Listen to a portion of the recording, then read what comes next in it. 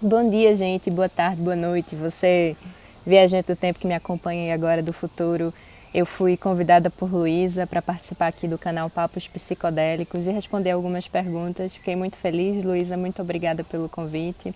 Papos Psicodélicos é um canal que eu acompanho, que eu amo e me serve muito como inspiração. Muito obrigada.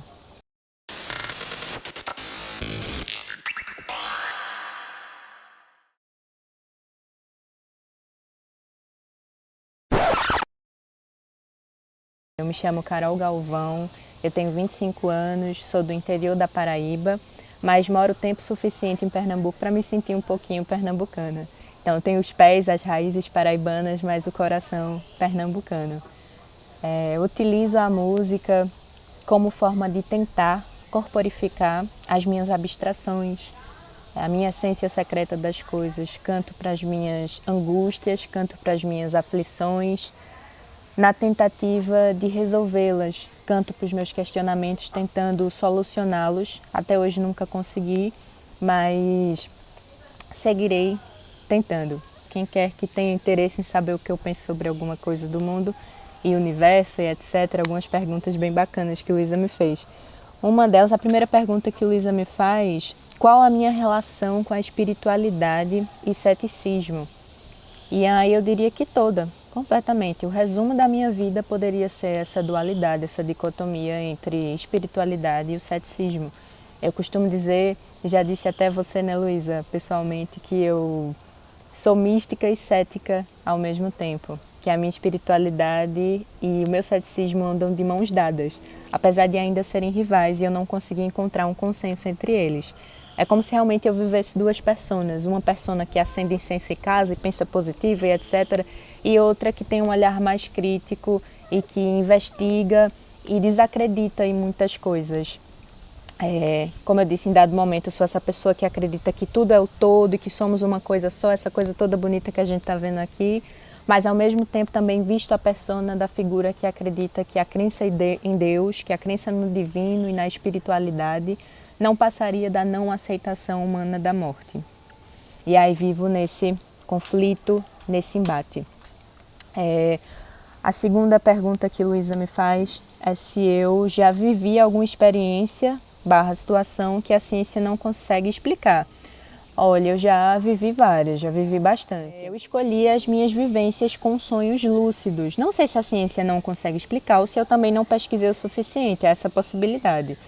Mas para quem não sabe o que é sonho lúcido, é quando a gente sonha e a gente tem consciência de que a gente está sonhando. Sabemos perfeitamente que estamos sonhando e começamos a fazer N coisas. Eu posso voar, posso experimentar várias coisas nesse universo maravilhoso que a mente cria enquanto a gente está sonhando. Mas o que é curioso para mim, o que eu fico com a pulguinha atrás da orelha, não é nem o sonho lúcido em si, que já é uma coisa muito grandiosa, mas o meu retorno do sonho lúcido à vida real. Que várias vezes já voltei fora do meu corpo matéria. Eu me vejo fora do meu corpo, eu olho para mim, eu me vejo respirando, eu consigo me movimentar não de uma forma, dessa forma, um pezinho atrás do outro, mas eu me movo como se eu visse 360 graus e eu flutuasse, assim, como se fosse realmente a consciência. E já desci aqui para esse quintal da minha casa, nesse formato, já andei, já mexi com os meus gatos, e já passei por situações de muito medo também, que é quando eu tento retornar para o meu corpo e não consigo. Já achei que eu tinha morrido várias vezes, mas graças a Deus, graças a Deus, ou a quem quer que seja, eu consegui retornar. Até hoje consegui retornar, já não sei amanhã, né? Mas vivo esse desespero quando eu não consigo. E aí isso é uma das coisas que eu vivencio que eu não consigo explicar. Que será que talvez isso não seja uma fagulha pequena de uma prova de que de repente haja uma continuidade, que a matéria não é só a única forma de vida? Bem, não sei. Ainda não cheguei a uma conclusão, mas aguardemos os próximos capítulos. A terceira pergunta que Luísa me fez é como a minha arte expressa e fala dessa dualidade. Bem, eu diria que essa dualidade não só toca a minha obra, como ela balança o berço desse menino pequeno, recém-parido. Sabe, ela embala completamente, porque Como eu disse, eu canto para as minhas angústias, canto para as minhas aflições e questionamentos, e esse é um grande questionamento, um dos, se não o maior questionamento que eu tenho, é receber essa resposta do divino, da espiritualidade que eu nunca recebo. Então, o meu canto é um canto profano, eu profano o divino na tentativa de receber a sua atenção. Feito um menino pequeno, que bagunça a casa inteira, que quebra tudo, que dá trabalho na escola para ter a atenção dos pais. Aí eu profano o divino para... Olhe para mim, me veja, estou aqui, fale comigo, me diga alguma coisa, me prove que eu não estou louca. Eu vou fazer uma canção aqui para vocês, que é uma canção, a canção mais recente que eu tenho. Aí eu vou fazer um trechinho dela, assim.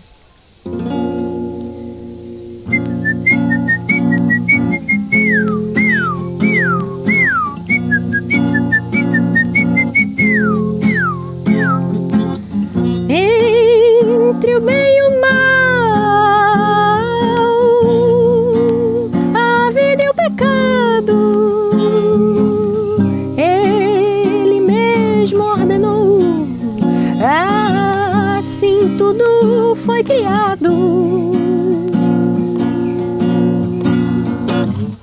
Medo, grito, morte, surto, mudo fico, fome que nunca se esconde, o paraíso.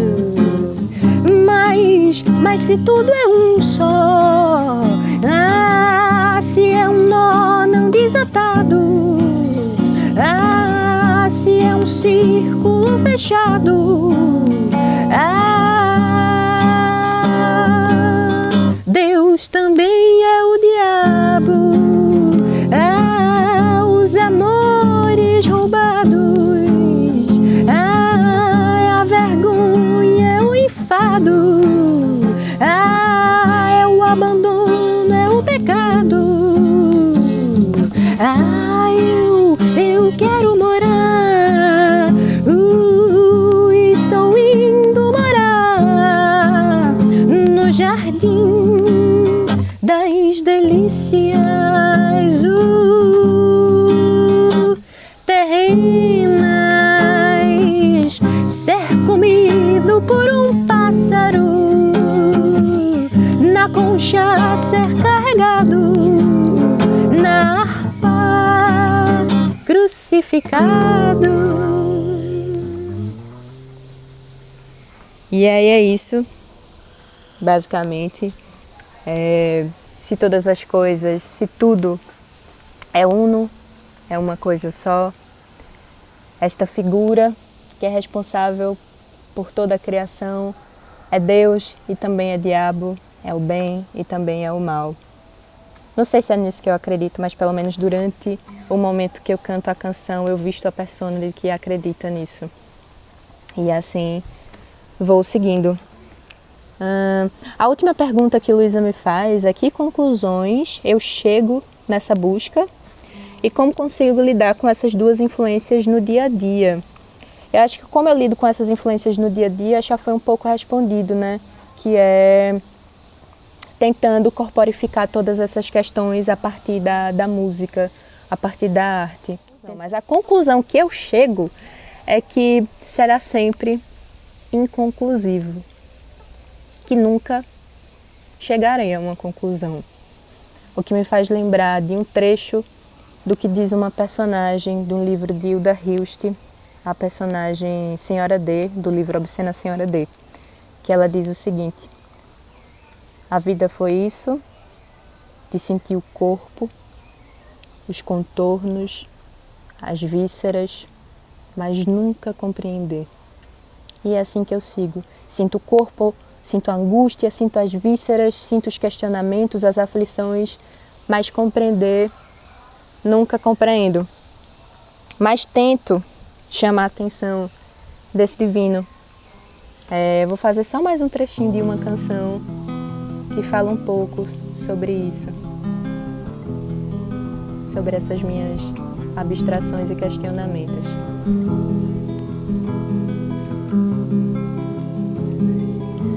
Entregue a nossa própria sorte, Deus é o medo da morte, Deus é o medo da morte.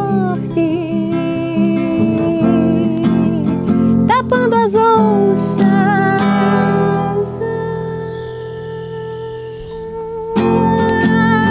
Faz-se de surdo, pergunto, mas ele segue mudo. E vou seguindo com a mudez divina de respostas que nunca recebo, na tentativa de chegar a alguma conclusão, mesmo achando que tudo é inconclusivo. Para finalizar, eu pensei em recitar um poema, que é um poema de Alberto Caeiro, que me contempla bastante. Aqui vou recitar apenas um trechinho dele. O poema diz o seguinte: não acredito em Deus porque nunca o vi. Se ele quisesse que eu acreditasse nele, sem dúvida que viria falar comigo e entraria pela minha porta adentro dizendo-me: aqui estou. Mas se Deus é as árvores, as flores e os montes, e sol e o luar, então acredito nele. Então acredito nele a toda hora, e a minha vida é toda uma oração e uma missa, e uma comunhão com os olhos e pelos ouvidos. Mas se Deus é as árvores e as flores e os montes e o sol, para que lhe chamo eu de Deus? Chamo-lhe flores e árvores e montes e sol e luar, porque se ele se fez para eu ver sol e luar e flores e árvores e montes, se ele me aparece como sendo árvores e montes e luar e sol e flores, é que ele quer que eu o conheça como árvores e montes e flores e luar e sol. E por isso obedeço-lhe. Que mais sei eu de Deus que Deus de si próprio? Obedeço-lhe a viver espontaneamente, como quem abre os olhos e vê.